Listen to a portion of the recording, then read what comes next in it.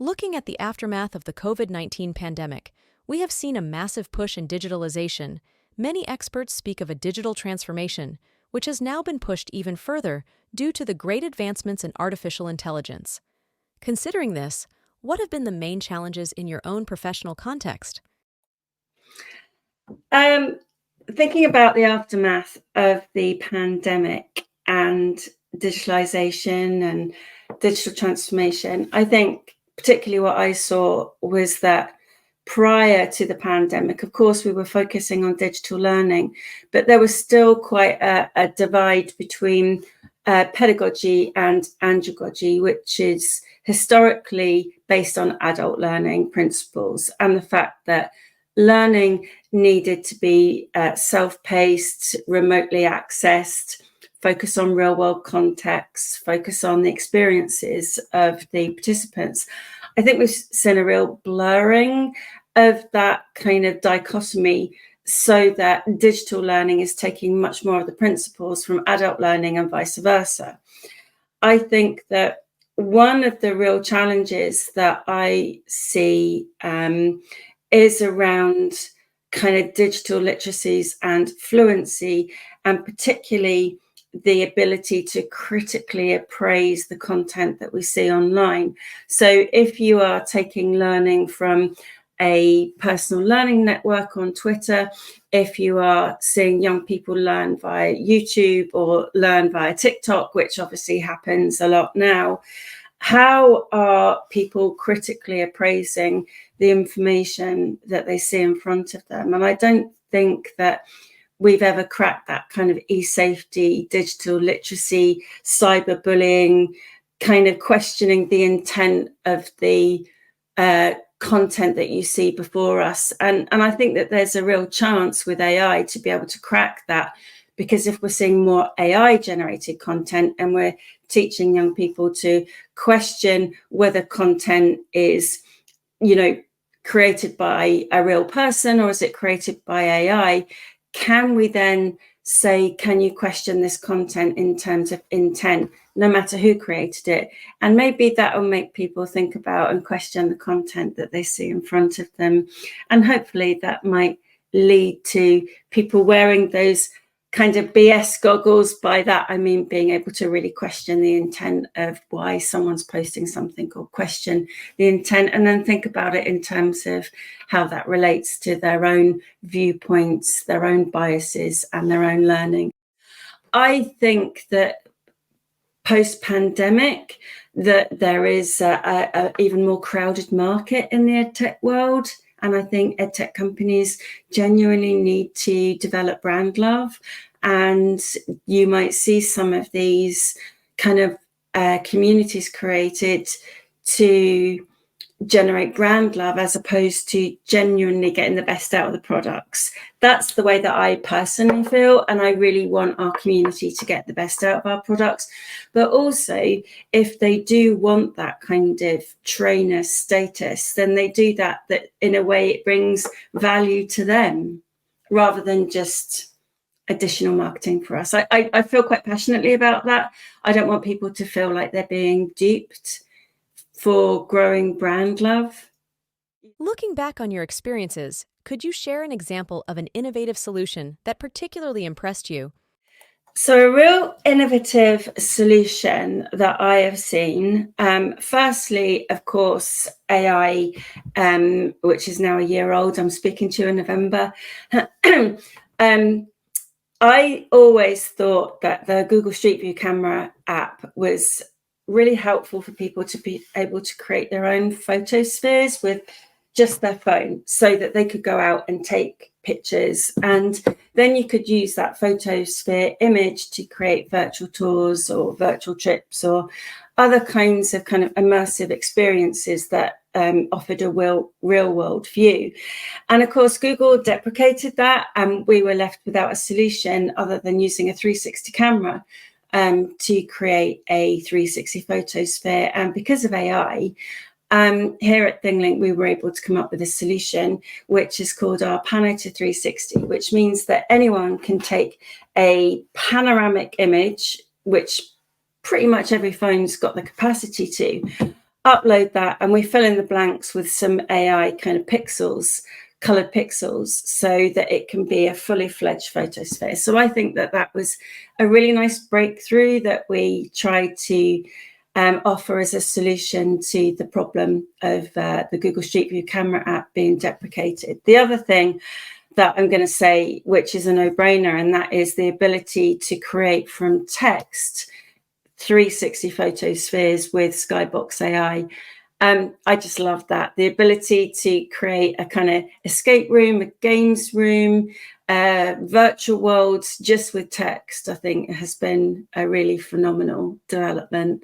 And I'm sure there's going to be even more soon with text to 3D objects, but text to 360 with Skybox, plus the ability to create your own photospheres with just a panoramic image, I think is a really great solution.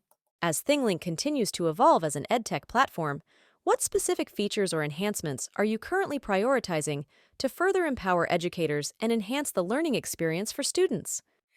So in terms of developments, I think you know that we've tried to make accessibility something that drives our developments, and it's built into the core of ThingLink. When we're accessible, we like to think about accessibility by design and by default. So of course, there's ways in which you can use ThingLink in an accessible way. So thinking about multimodal ways of communicating with students, particularly. So, you know, you're able to have a video of someone introducing a course. You could even have a video of someone doing sign language, but there's always that kind of non-verbal communication that comes across with a video. And then of course we've got immersive reader and a web view. So the new feature we're bringing in is automatic translations. So imagine I've got a 360 scene, lots of text and media tags, and with a click of a button, the whole thing will be translated into the language that you choose.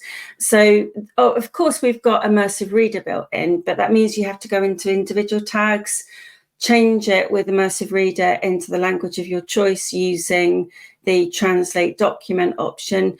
But this will then enable you to just translate the whole thing. But also as a creator, you can share it in a different language as well. So that's a new feature that's coming in. And we're always looking to add sort of further languages in our user interface as well. But the new translation feature won't be too far away.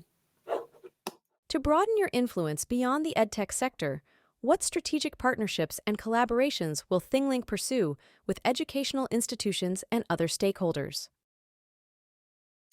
So in terms of partnerships, which we try to build, I mean, clearly we've got ongoing partnerships with the big tech platforms, which includes Google, Microsoft, Apple, and think about the Apple Vision Pro and what that might look like for the future when you want to create content for the things like the Apple Vision Pro. We're also developing partnerships with other edtech providers, and I've already mentioned Skybox. We'll probably elevate that partnership, take it to the next level. And then we've also got our partnerships with people like Canva. But I'm particularly keen on partnerships with our stakeholders in terms of the creator community that want to have that kind of next level, rather than just having a ThingLink certified kind of creator status. We'll bring in a ThingLink certified trainer status. So that means that we'll have a way for people to have a meaningful certification. We don't just want to do this as a kind of marketing ploy. I think that's quite disingenuous when you see companies that have kind of certified communities just because they want to have some swag or, you know, kind of expect some kind of free marketing. We want to do things a little bit differently and give people the opportunity to be able to then go on and deliver training in ThingLink in their communities. And if they want to monetize that, that's fine as well. But we've had to make some really big strategic decisions around our pricing structures. And mainly that's not because, you know, we want particularly to create more revenue. That's because there are issues with copyright. And I also this is a personal bugbear as well, when people don't see past the fact that, things are free for a reason. And we've been super clear that, we don't use people's data for anything other than their own, content creation purposes, and what's required for us to only hold for their purposes of creation. So, is there a way then we can offer our certified trainer community the way to be able to offer out discounted accounts or free accounts to people that they train, and try and build that more sustainably than maybe has been done in the past. We want to do something, but we want to do it in a really meaningful way for certified trainers. So that's the kind of partnerships that I'm looking to build with our communities as well. How will ThingLink integrate emerging technologies, such as artificial intelligence and virtual reality, into its platform to create even more immersive and engaging learning experiences? So integrating emerging technologies into ThingLink, we already have our AI assistant. So it helps you to generate questions when you're creating scenarios. It might help you to generate branches. It can rewrite summaries for you. And we've also got one that's meant to be a kind of helpful leg up when you first use ThingLink, so that it can create 5 tags for you. So that was a kind of first level. We were really clear that we consulted with our community as well about what they wanted to see from us. And we held a number of kind of webinars to have that dialogue, and people said they wanted the opportunity to toggle it on and off. They wanted to be clear about kind of your policies around using it, and we got those in place. How we see it going forward, of course, I mean, we've seen developments in AI day by day develop, but I think that teachers and educators and those that create content, they really want things to be easier for them. And we see the future that, imagine you've got a PDF of a process and you're developing kind of what we would call e-learning or enterprise learning, that you could upload that PDF to ThingLink and it would create a skills-based branching learning experience for adult-based learning, that andragogical-based learning, and it would just do that for you. That's obvious that that's going to happen sooner or later. But what I'm really keen to do is not just think about how you use AI in learning. I'm more concerned about how you encourage learning in the era of AI. And I really love the idea of, scenario-based learning, that you can bring in how you might look at a challenge and how you might respond to a challenge, how you can see the consequences of how you responded to a challenge. And yes, we can create some of those with AI, but wouldn't it be great if students started to create those kinds of scenarios as kind of cooperative or collaborative learning experiences, and then shared them with other students so that they could peer assess and peer review each other's experiences? So I see the future as AI, yes, being able to help save time for educators, but also as a means for students to be able to use tools in the era of AI. And I think that's hugely exciting. I've been a massive fan of project-based learning, skills-based learning, context-based learning for the future. As I mentioned earlier about that kind of blurring between both pedagogical approaches and andragogical approaches, which are always designed to be more skills-based. We've seen this kind of blurring with gamified learning particularly. But yeah, why not use innovative approaches for education in the era of AI, as opposed to just using AI for education? I think that's me.